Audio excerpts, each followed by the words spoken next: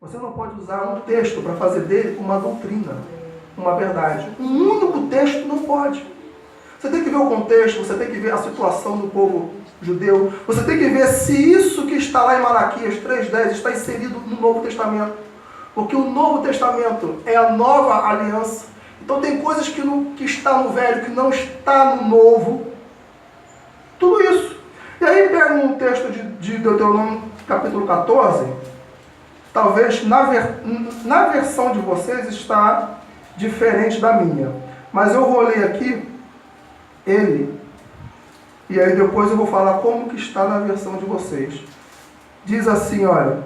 Separa o dízimo de tudo que a terra produzir anualmente, como o dízimo do cereal, do vinho, do novo e do azeite, e a primeira cria de todos os seus rebanhos na presença do Senhor, o seu Deus, no local que ele escolher como habitação do seu nome, para que aprendam a temer sempre o Senhor, o seu Deus. Mas, se o local for longe demais, e vocês tiverem sido abençoados pelo Senhor, o seu Deus, e não puderem carregar o dízimo, pois o local escolhido pelo Senhor para ali pôr o seu nome é longe demais, troquem o dízimo por prata e levem a prata ao local que o Senhor, o seu Deus, tiver escolhido. Com prata comprem o que quiserem, bois, ovelhas, vinho ou outra bebida fermentada ou qualquer outra coisa que desejarem. Então, juntamente na presença do Senhor, o seu Deus, e nunca se esqueçam dos levitas que vivem em suas cidades, pois eles não possuem propriedade nem herança própria. Na versão de Almeida, revista e atualizada, se eu não me engano, está escrito assim: vá e dê por tudo que deseja a sua alma. Pegaram essa versão e colocaram assim: já que eu tenho que dar por tudo que deseja a minha alma, e é bíblico, né? Alguns falam, tá aí, eu tenho que pegar o dízimo e entregar por tudo que deseja a minha alma. Então, o que eu vou fazer? Eu vou dar nome à oferta. Eu vou dar nome ao dízimo. Se a sua necessidade é casa própria, está aqui, Senhor, minha casa própria. Se a sua necessidade é emprego, está aqui, Senhor, o meu emprego, porque o que deseja a minha alma agora. Aí eles chegaram ao cúmulo do absurdo de vender a salvação. Se a minha necessidade é a salvação da minha família, está aqui a salvação da minha família.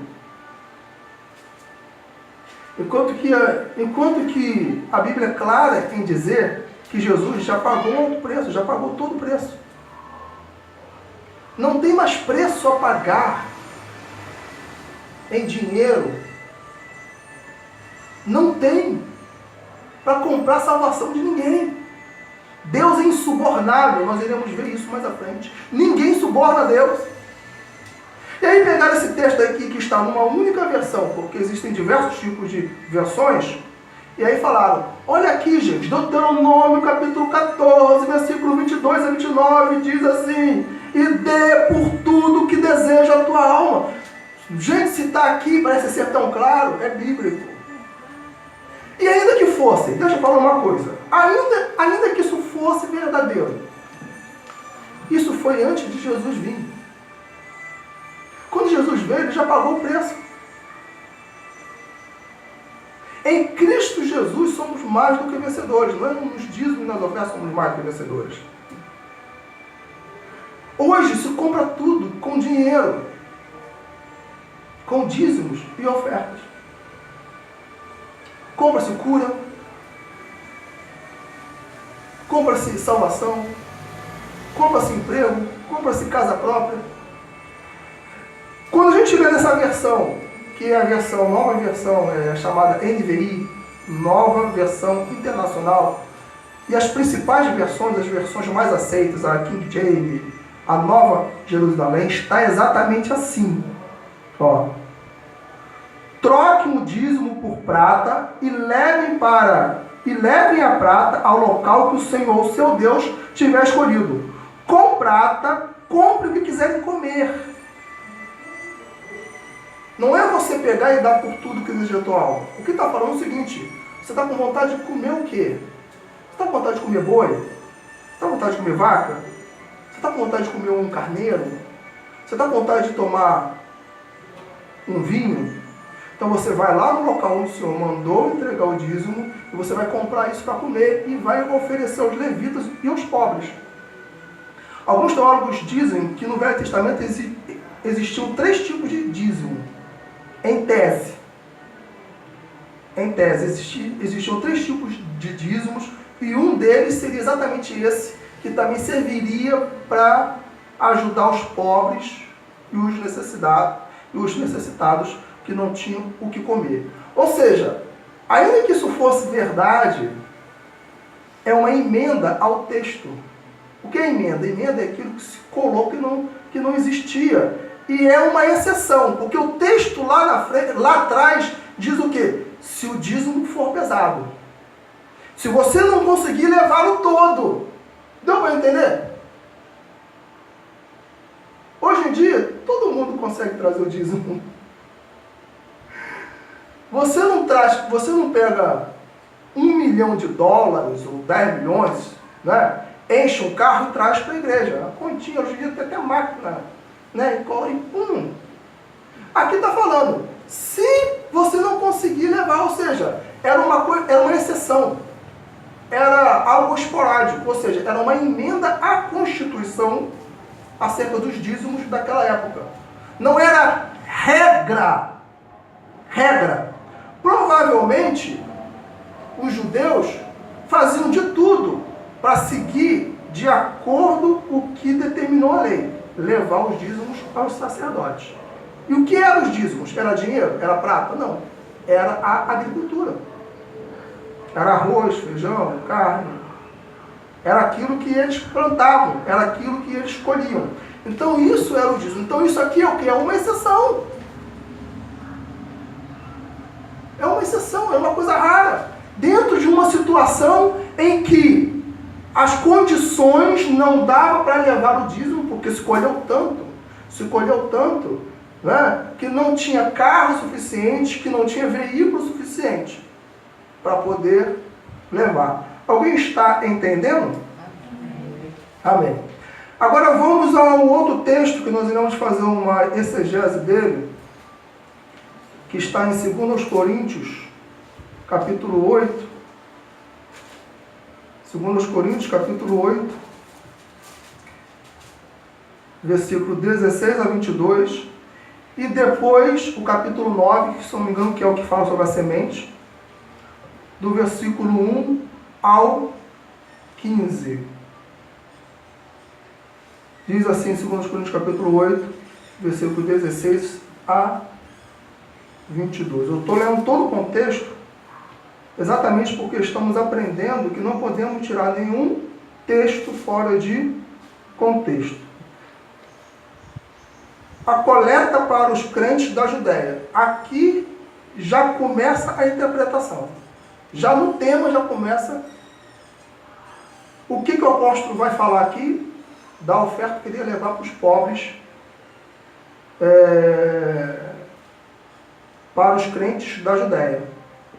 Né? Então ele já começa falando isso. Só aqui já dá a interpretação do texto. Diz assim: agradeça a Deus ter ele posto no coração de Tito o mesmo cuidado que tenho por vocês, pois Tito não apenas aceitou o nosso pedido, mas está indo até vocês com muito entusiasmo e por iniciativa própria. Com ele estamos enviando o irmão que é recomendado por todas as igrejas por seu serviço no Evangelho. Não só por isso, mas ele também foi escolhido pelas igrejas para nos acompanhar quando formos ministrar esta doação, o que fazemos para honrar o próprio Senhor e mostrar a nossa disposição. Queremos evitar que alguém nos critique quanto ao nosso modo de administrar essa generosa oferta, pois estamos tendo cuidado de fazer o que é correto, não apenas aos olhos do Senhor, mas também aos olhos dos homens. Além disso, estamos enviando com eles o nosso irmão que muitas vezes e de muitas maneiras já nos provou que é muito dedicado, e agora ainda mais, por causa da grande confiança que ele tem em vocês. Quanto a Tito, ele é meu companheiro e cooperador entre vocês. Quanto a nossos irmãos, eles são representantes das igrejas e uma honra para Cristo. Portanto, diante das demais igrejas, demonstrem a esses irmãos a prova do amor que vocês têm e a razão do orgulho que temos de vocês. Aí vem o texto que nós iremos falar de forma mais enfática. Não tenho necessidade de escrever-lhes a resposta dessa assistência aos santos. Já começa aqui. A oferta era para comprar sítio? Era para comprar cadeiras? A oferta era para construir templo? A oferta aqui era para os santos. Reconheço a sua disposição em ajudar e já mostrei aos macedônios o orgulho que tenho de vocês, dizendo-lhes que desde o ano passado vocês da Acaia estavam prontos a contribuir e a dedicação de vocês motivou a muitos. Contudo, estou enviando os irmãos para que o orgulho que temos de vocês a esse respeito não seja em vão, mas que vocês estejam preparados, como eu disse, que estariam, a fim de que, se alguns macedônios forem comigo e os encontrarem despreparados, nós, para não mencionar vocês, não fiquemos envergonhados por tanta confiança que tivemos. Assim, achei necessário recomendar que os irmãos os visitem antes e concluam os preparativos para a contribuição que vocês prometeram. Então ela estará pronta como oferta generosa. Olha o termo generoso. E não como algo dado com avareza. Aí vem o texto muito conhecido e muito lido. Lembre-se, ele está falando da oferta para os pobres da Judéia. Isso está claro, eu não estou fazendo nenhuma manipulação, nenhuma distorção bíblica. Lembre-se, aquele que semeia pouco, também colherá pouco. E aquele que semeia com fartura, também colherá com fartamente. Cada um dê conforme determinou em seu coração, não com pesar ou por obrigação, pois Deus ama quem dá com alegria. O que o apóstolo Paulo está falando quando ele diz assim: aquele que semeia pouco, colhe pouco, aquele que semeia muito, colhe muito. Aquele que ajuda o pobre necessitado, dependendo do amor que ele tiver no seu coração em ajudar, ele vai colher à medida que ele ajudar. Se ele ama pouco o seu irmão que está passando por necessidade e der pouco, ele vai colher pouco. Se ele ama muito o seu irmão e o que ele quer para si, ele quer para o outro e der. Gente, eu gosto muito do apóstolo Luiz Hermínio. Ele mostra no seu testemunho uma verdade desse texto. Lembra que eu falei da primeira vez? Que ele falou assim: irmãos, teve um ano que eu tive 28 carros. Mas como assim 28 carros? Todo carro que eu ganhava, eu dava. Eu ganhava um carro, andava com ele uma semana, 2 semanas, de repente eu via o irmãozinho pobre, necessitado lá, que morava lá onde Judas perdeu as botas. Deus tocava no meu coração e dava. Não demorava muito, eu via outro irmão e dava. Num ano eu tive 28 carros. Aí chegou uma hora que Deus fez a prova do meu amor. Ele me deu uma casa. Linda, do jeito que eu queria, maravilhosa. O irmão necessitado, meu Deus. E ele foi e deu. O texto aqui não está falando de dízimos e oferta. Ah, mas peraí, eu posso contextualizar de vez em quando para dízimo e oferta? Porque uma coisa é descontextualizar. Tipo assim, você pode pegar um texto que não faz parte daquele contexto e contextualizar para uma outra realidade. Até pode, mas isso tem que ser raro, para não cair no problema daquele texto sair do ensino original e passar para um outro ensino. Aí cria-se uma heresia. Foi exatamente isso que aconteceu. Deus pode também utilizar essa mesma questão da semente para quem dizima e oferta com amor, até pode. Mas quando eu uso eles sistematicamente da forma que estão usando para dízimo e oferta, eu desconstruí um ensino bíblico. Repara uma coisa. Todos os líderes, eu não vi um até hoje. Não vi um. Todos os líderes que pedem oferta para o pobre necessitado, não lê esse texto. Eu não vi um. Eu tenho 28 anos de crente, gente. E esse texto fala exatamente sobre isso. Aí o que foi que houve? Anulou o ensino de Paulo. Porque a grande verdade é, você vai ter boa medida, sacudida, recalcada. Perdão. Você vai ter aquilo que semeia, na proporção que semeia, no texto, se você der aos pobres, se você ajudar o teu irmão que está passando por necessidade. A minha esposa é prova. Eu já cheguei na casa de irmãos, que eu não vou falar o nome, e vi a necessidade e falei o seguinte: olha, eu vou pagar esse rebaixamento. Todo ano, como eu já passei muito frio na vida, muito frio, eu não quero que ninguém passe, todo ano de muito frio, é que agora não tem feito tanto frio por causa do aquecimento global. Mas todo ano eu compro cobertor e levo à igreja para dar para alguém que possa estar passando a mesma coisa que eu passei antes. E eu vou falar uma coisa. Isso me fez, além de estudar, porque tem que estudar também muito, obviamente, isso me fez passar em mais de 15 concursos e ser convocado por todos eles. Hoje eu sou funcionário público e tenho 2 matrículas. E graças a Deus ganho muito bem. Teve um dia que eu falei assim: Senhor, olha, se eu ganhar X, tá bom para mim. Se eu ganhar X, tá bom. Vai dar para sustentar a minha família, ajudar o pobre do cidade, ajudar a igreja. Hoje eu ganho Y, o dobro do que eu pensei em querer ganhar. Sabe por quê? Porque aquele texto, né, que diz que o Senhor nos dá infinitamente mais, além daquilo que pedimos ou pensamos, se cumpre na vida daqueles que usam os textos bíblicos de forma correta. De forma bíblica. E é isso que eu fico assim, abismado. Porque o povo não lê Bíblia. Porque o povo não busca a Jeová. O que Jesus falou? Se vocês querem saber acerca de mim, examinai as Escrituras. Examinai as Escrituras.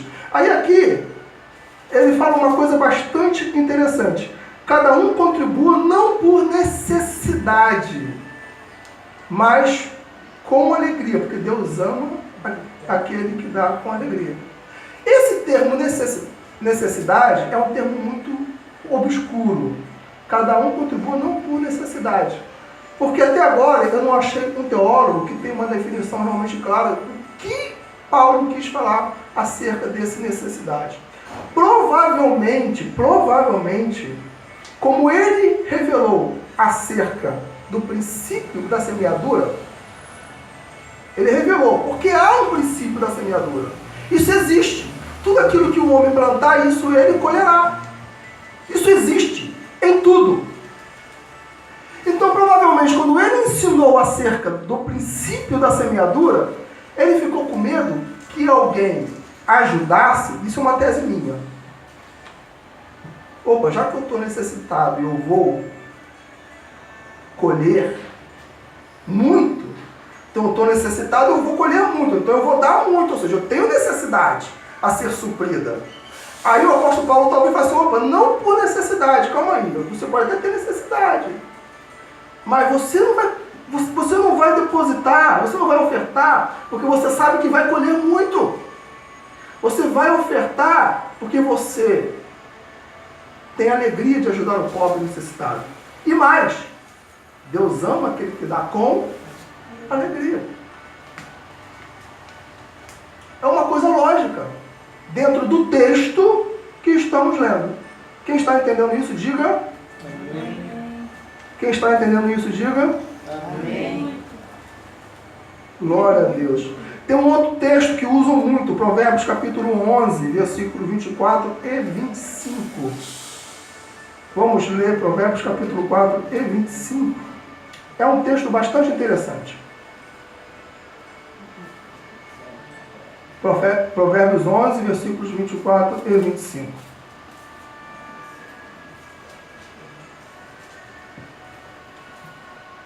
Esse texto usam muito para dízimos e ofertas. Quem achou? Todo mundo? Então vamos lá. Diz assim: a quem do verbo haver, há quem dê generosamente e vê aumentar suas riquezas. Outros retêm o que deveriam dar e caem na pobreza. O generoso prospera. Quem dá alívio aos outros, alívio receberá. Quem tem outra versão também leia.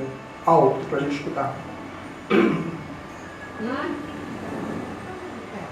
Um dá liberalmente e se torna mais rico. Outro retém mais do que é justo e se empobrece. A alma generosa prosperará, e o que rega também será regado. Glória a Deus. O 25 também você leu? O generoso prosperará, quem dá alívio aos outros, alívio receberá. A minha diz, a alma generosa prosperará, e o que rega também será regado. Exatamente. Na minha fala no finalzinho assim, a alma generosa prosperará, e a quem dá a beber será descedentado. A nova versão internacional, a Jerusalém, a King James, ele vai no âmago, ele vai no profundo. Ele diz assim: o generoso prosperará, quem dá alívio aos outros, alívio receberá.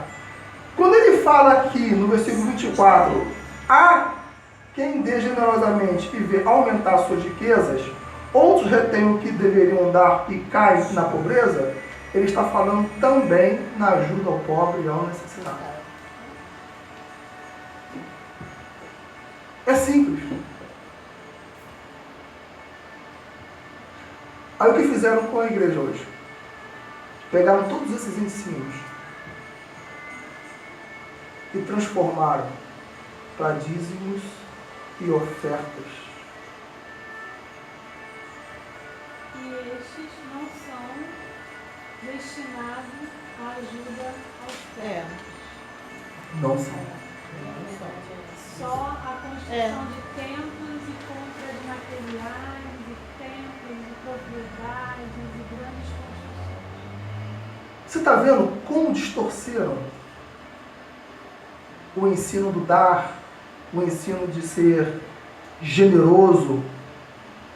Tem um outro texto também tremendo que muita gente usa, que é o de Mateus 11, eu não vou ler, versículo 1 a 5, quando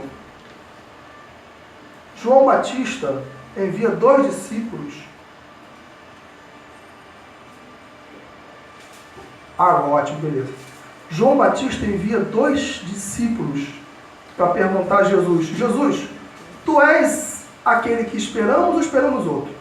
Aí o texto diz o seguinte: na mesma hora, Jesus curou os enfermos, né? Ressuscitou mortos, limpou os leprosos. E aí disse para ele assim: vá, conte tudo o que viu e diga assim: e aos pobres é anunciado o Evangelho. Pegam esse texto e falam o seguinte: está vendo? Jesus veio tirar o pobre da pobreza. Não é verdade? Jesus veio colocá-lo numa classe média alta. Eu não estou falando que Deus não prospera. Eu não estou falando que Deus... as nações cristãs, as nações conhecidas cristãs, elas são as nações mais prósperas. Vocês sabiam disso? Sabe por quê? Porque a Bíblia é clara em dizer que em Cristo Jesus nós também adquirimos todas as coisas. Eu creio que a igreja também adquiriu a bênção de Abraão, porque existem 2 alianças: a aliança abrâmica e a aliança, a nova aliança, que é do sangue para a salvação. Só que a mais importante para a igreja não é a aliança abraâmica. A mais importante é a aliança do sangue, a aliança do Cordeiro. Essa é a mais importante para a igreja do Senhor Jesus. Então, quando João Batista recebe dos discípulos que ele enviou essa resposta, ele entendeu que Jesus era o Messias. Sabe por quê? Porque João Batista conhecia Isaías capítulo 5, capítulo 55, capítulo 53. Isaías 53 diz assim: Ele tomou sobre si as nossas enfermidades, pelas suas pisaduras nós fomos sarados, o castigo que nos traz a paz estava sobre ele. Opa, então um dos principais sinais de quem é o Messias é que ele vai vir curando. Por isso que Jesus curou na hora. Vai e fala com ele o que você está vendo agora. Eu estou curando enfermos. Eu estou ressuscitando mortos. Paralíticos estão levantando. Está se cumprindo Isaías 53. Aí quando ele diz o seguinte: e aos pobres é anunciado o Evangelho, leia bem alto Isaías 55, versículo 1. Quem achar? Então João Batista entendeu quando ele falou isso, por causa de Isaías 55. Esses eram os dois sinais que João Batista precisava ter de Jesus, para não ter dúvida. Quem achou pode ler bem alto. 1.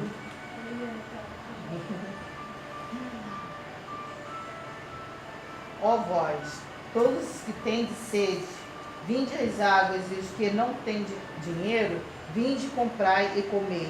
Sim, vinde comprai sem dinheiro, sem preço, vinho e leite. Isaías conhecia esse texto. Esse texto está falando o seguinte: que quando Jesus viesse e morresse na cruz, os pobres não precisariam mais de dinheiro para comprar, entre aspas, a sua salvação. Porque naquela época, quem era pobre tinha como oferta dar 2 pombinhos e uma rolinha. Só que, obviamente, que existia um pobre que nem dinheiro para isso tinha.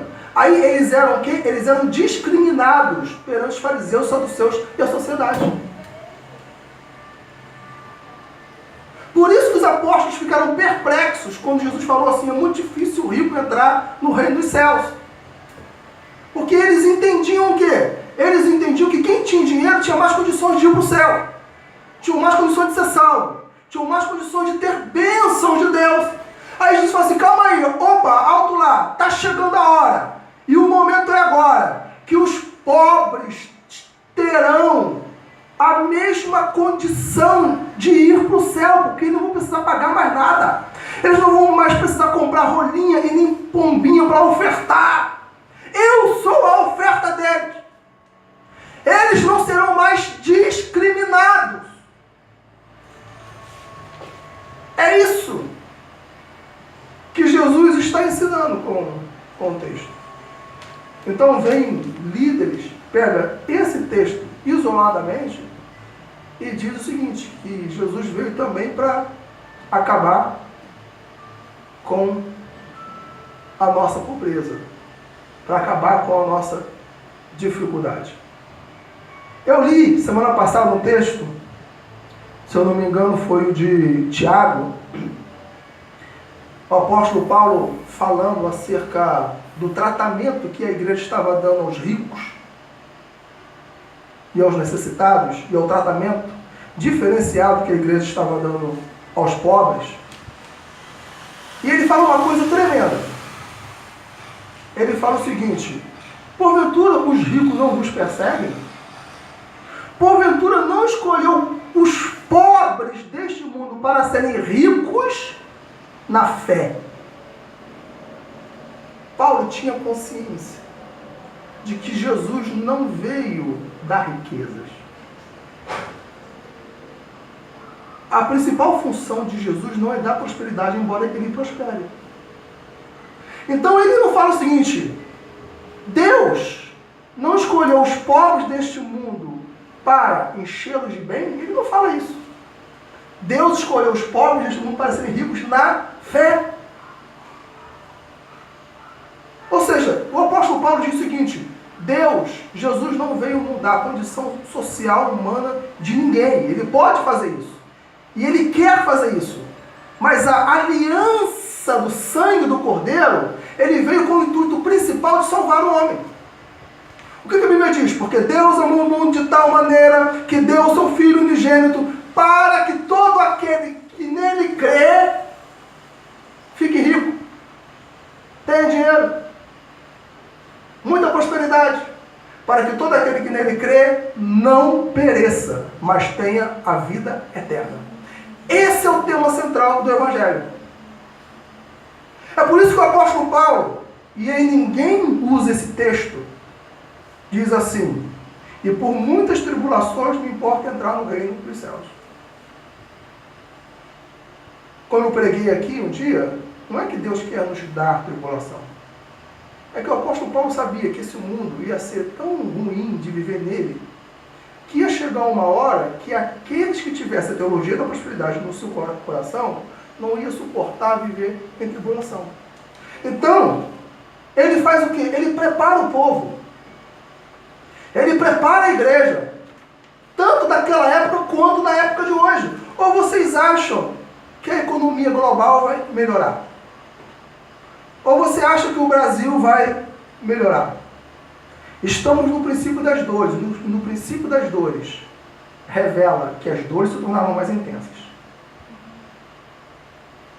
Que as dores é igual a mulher que está para dar luz.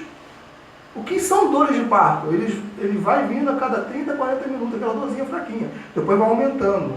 E a dor vai ficando mais intensa e menos espaçada. Vai ficando mais intensa até que é uma dor terrível, uma atrás da outra. Alguns cientistas falam que é a dor de 22 ossos quebrando. Para você ver como mulher é forte. E o homem é mais forte ainda quando tem que aturar com TPM.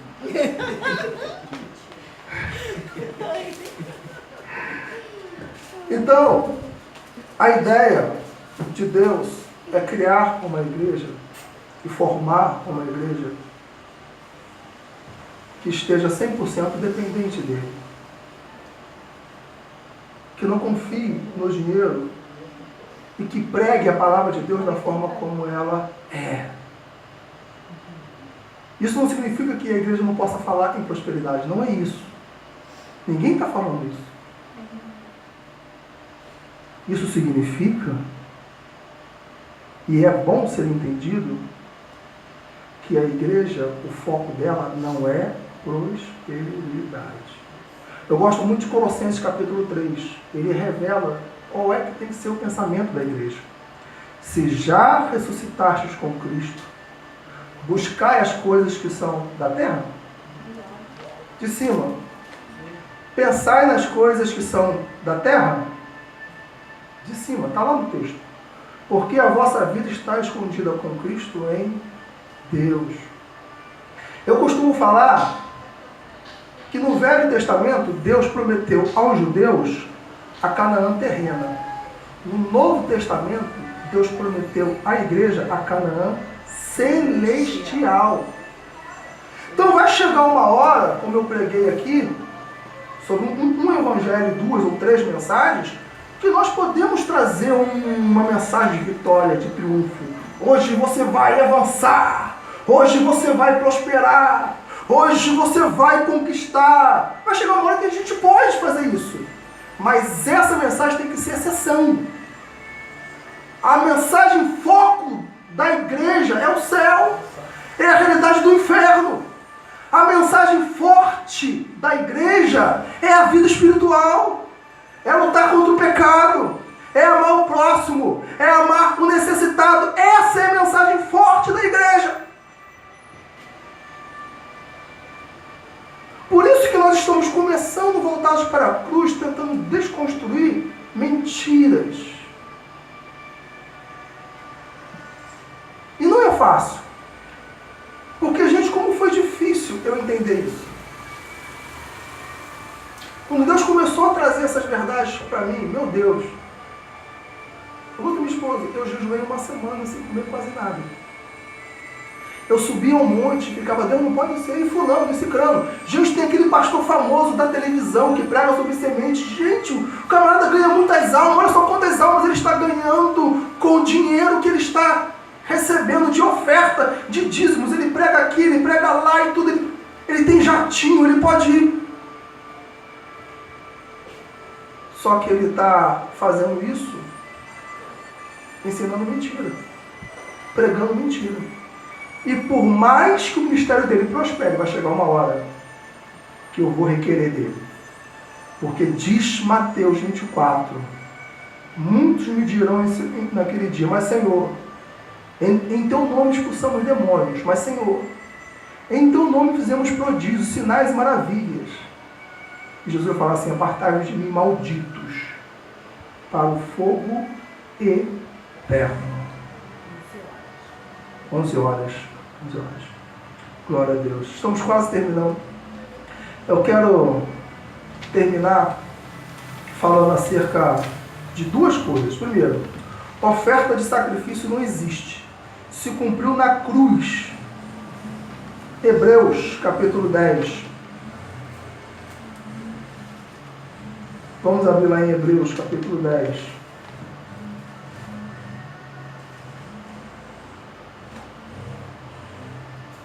Livro de Hebreus, capítulo 10, versículo 1.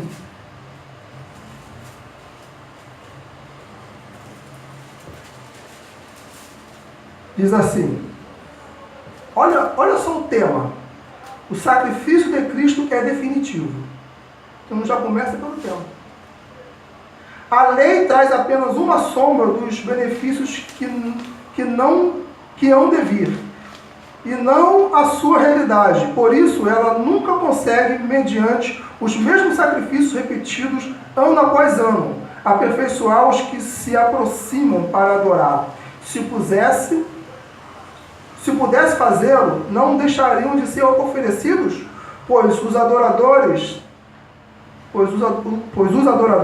tendo sido purificados uma vez por todas, não mais se sentiriam culpados de seus pecados. Contudo, esses sacrifícios são uma recordação anual dos pecados, pois é impossível que o sangue de touros e bodes tire pecados. Por isso, quando Cristo veio ao mundo, disse, sacrifício e oferta não quiseste, mas um corpo me preparaste, de holocausto e ofertas pelo pecado não te agradaste. Então eu disse, aqui estão no livro, está escrito a meu respeito, vim para fazer a vontade de Deus. Essa história de sacrifício, vamos dar uma oferta de sacrifício, biblicamente falando, isso não existe. Porque o que é sacrifício no Novo Testamento? Sacrifício no Novo Testamento era quando os judeus pegavam ovelhas, pegavam animais e sacrificavam aspergindo o sangue. Aquilo ali era o simbolismo daquilo que Jesus Cristo ia fazer na cruz do Calvário. Por que surgiu essa questão de ideia de sacrifício? Porque todo líder sabe que a maioria dos crentes são pão duro, são mão de vaca. Né? Então se você prega que tem que dar com amor, já que eu não tenho amor para dar, então eu não vou dar. Eu estou mentindo? Já que vocês estão pregando sobre o amor, então eu não vou dar. Aí, vou fazer o seguinte, vou cauterizar a consciência. Já que eles estão sentindo uma dor, dificuldade de dizimar e ofertar por amor, então eu vou falar que tem que dar oferta de sacrifício, aquilo que dói, aquilo que machuca. Gente, mas Paulo disse que cada um contribua com alegria. Se é com alegria, não é com sacrifício. Se é com amor, não é com dor. É lógico isso. É a coisa mais lógica que tem. Não é só bíblica, é lógico. Por isso que nós temos que confiar naquilo que Deus pode fazer, não naquilo que o homem pode fazer. Porque a partir do momento... Falta quantos minutos aí? Não, tá indo. Tá Ele indo. tá coisando 1 hora e um pouquinho. Ah, tá. A partir do momento que eu uso dessas manipulações, eu estou confiando mais na carteira do crente do que em Deus. Essa é a realidade. Certa feita, estou quase terminando. E não é só essa pessoa que pregou assim, outras pessoas também, líderes de renome, utilizou esse simbolismo. Eu não vou falar o nome, claro, evidente. Alguém pegou uma nota de R$2, que tem lá uma figura de tartaruga, uma nota de 50, que tem uma figura de tigre, e uma nota de 100, que tem uma figura de peixe. E aí, usou o seguinte argumento: olha, se a tua finança quer, se você quer que a tua finança seja igual uma tartaruga, use uma nota de R$2. Se você quer que a sua finança seja ágil e tenha agilidade e cresça rápido, use R$50, porque tem um tigre. Se a tua finança, e você quer que ela multiplique como os peixes, porque quando ovula e tem lá a parte da piracema, que são milhares e milhares de ovos, ofereça uma nota de R$100. Aí eu fiquei coçando a cabeça e falei assim, meu Deus, então, a viúva pobre que deu 2 centavos, a finança dela vai ser de quê? De lesma? Porque ela deu 2 centavos e Jesus a exaltou. Utilizando esse princípio, é a coisa mais absurda que existe. Por que esses líderes usou esse simbolismo? Por causa de 2 Coríntios 9, que fala sobre a semente. Só que 1 Coríntios 9 a gente viu, 2 Coríntios 9 a gente viu, que está falando do pobre e do necessitado. Você tem que ajudar o pobre e o necessitado. Não é questão de dar 50, 100, 200 ou 300 reais. Deuteronômio, capítulo 10, já estou quase terminando. Tem 2 Coríntios também, mas eu só vou ler Deuteronômio, capítulo 10, versículo 17. Deuteronômio, capítulo 10, versículo 17. Olha só o que diz. Deuteronômio 10, versículo 17. Pois o Senhor, o seu Deus, é Deus dos deuses, e o soberano dos soberanos, o grande Deus, poderoso e temível, que não age com parcialidade, nem aceita suborno. O que é suborno? Todo mundo sabe. Suborno é você pegar o dinheiro, oferecer àquele que tem autoridade para mudar uma sentença em prol da sua causa. E ele está errado.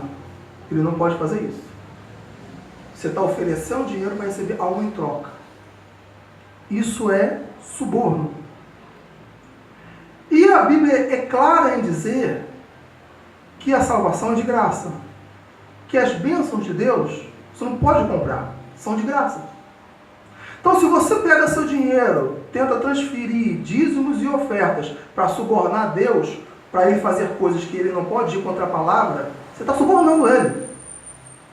Literalmente. O texto aqui está falando acerca dos juízes de Israel. Mas se ele não quis que o juiz aceitasse o suborno, quanto menos ele. É simples. É a coisa mais simples que existe. Para terminar, eu já estou terminando, vamos ficar em pé?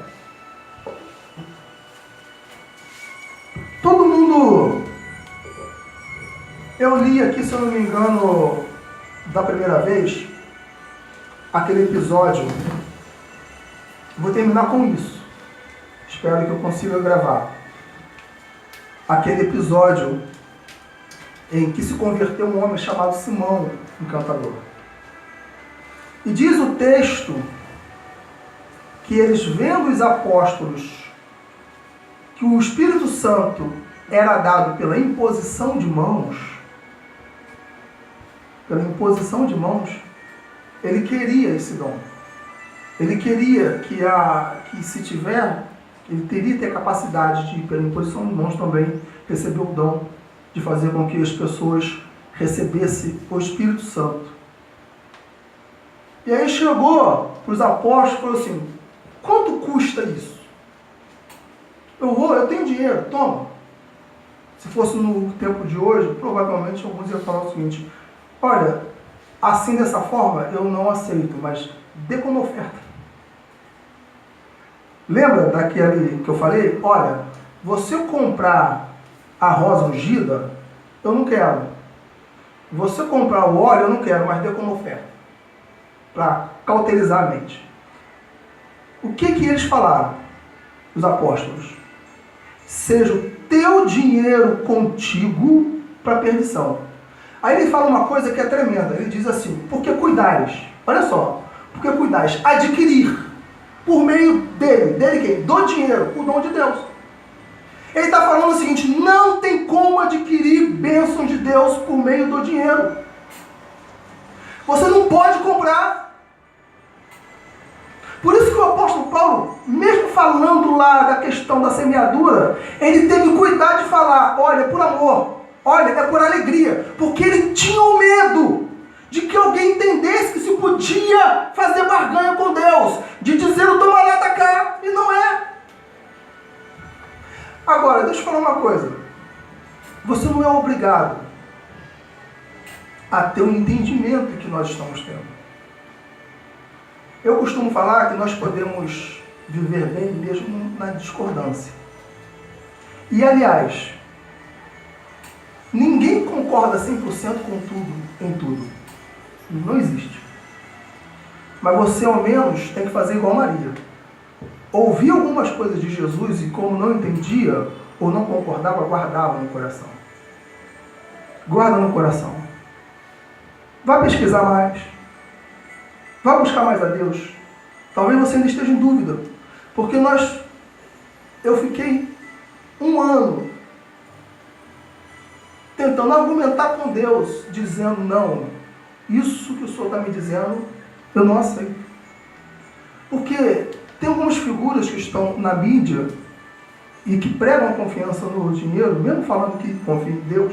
Porque a Bíblia fala o quê?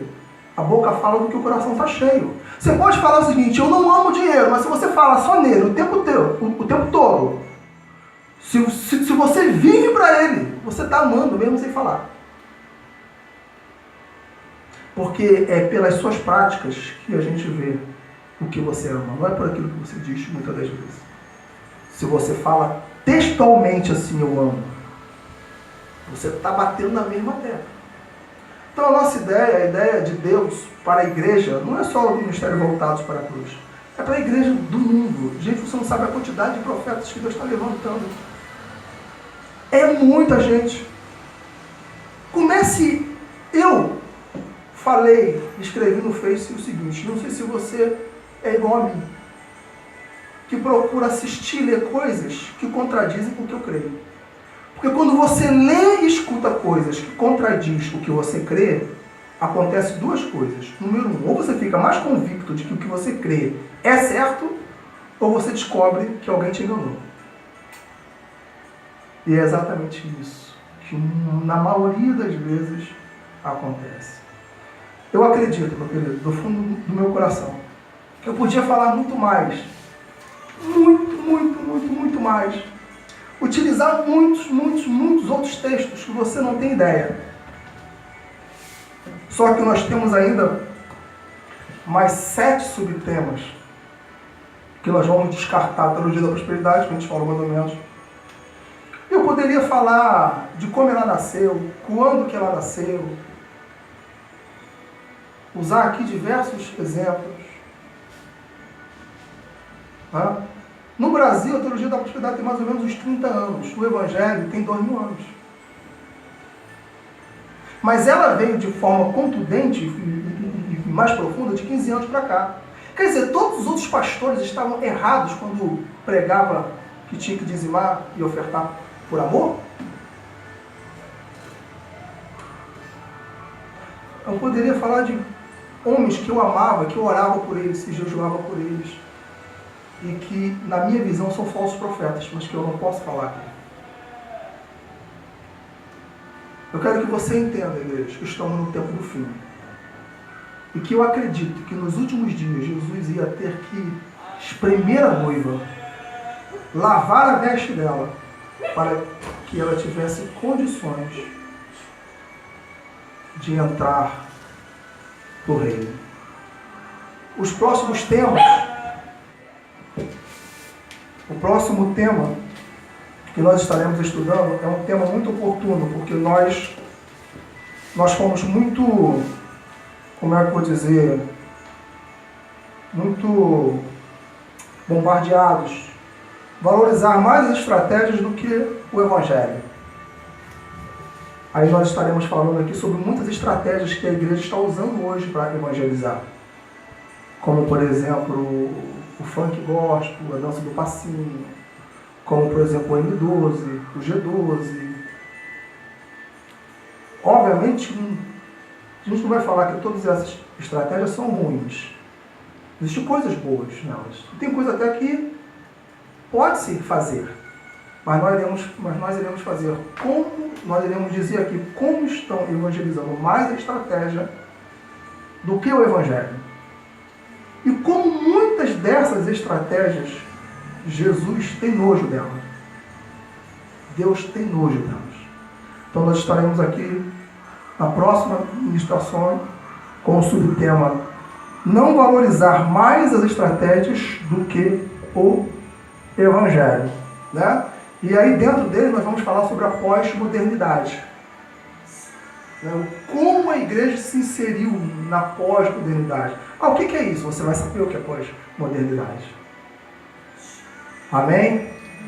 Vamos orar, né? Baixa as cabeças. Pai, na Tua presença nós nos encontramos, ó Deus, porque nós entendemos que o Senhor fala à igreja nesses últimos dias. Nós não temos aqui a pretensão de ser um grande palestrante ou de falar coisas profundas, porque o Teu Espírito Santo quem revela ao coração. Na maioria das vezes nós sucumbimos a líderes que estão no caminho errado porque eles têm uma boa oratória. Eles falam muito bem, eles pregam muito bem, eles utilizam versículos de cabeça, de fazer inveja a qualquer um que prega, ou qualquer um que palestra. E as pessoas ficam maravilhadas com esses sinais e sucumbem, mesmo sabendo que tem alguma coisa assim errada, mesmo sabendo que tem alguma coisa assim estranha, mas confiam nesses homens. Abençoe a tua igreja, abençoe a tua noiva. Em nome de Jesus eu te peço. Amém. Dê uma salva de palmas ao Senhor. Eu só deixei um tema de lado, que é... Pode acabar.